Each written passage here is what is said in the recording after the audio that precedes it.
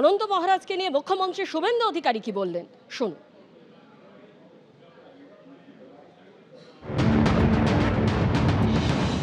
আমার অযোগ্য কাজ করেছেন তিনি, তারপরেও তিনি একজন বর্ষিয়ান মানুষ, সিনিয়র নাগরিক হিসেবে আমার মনে হয় এটা ইতিবাচক হিসেবে দেখা উচিত। আইনের পথে চলবে।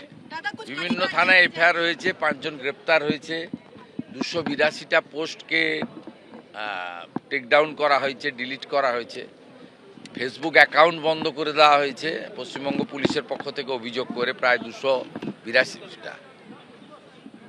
সব 5 জন গ্রেপ্তার হয়েছে, স্পেসিফিক 6টা এফআইআরও হয়েছে। আইনের পথে চলবে, ওটা নিয়ে আমি কিছু বলবো না। কিন্তু উনার বয়স দেখে আমি বলবো যে উনি যেটা কাল মধ্যরাত্রে নিজের ফেসবুক অ্যাকাউন্ট থেকে করেছেন এবং আলাদা করেও ভিডিও করেছেন, এটাকে ইতিবাচক হিসেবে দেখা উচিত।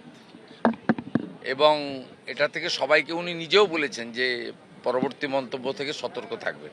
ভালো।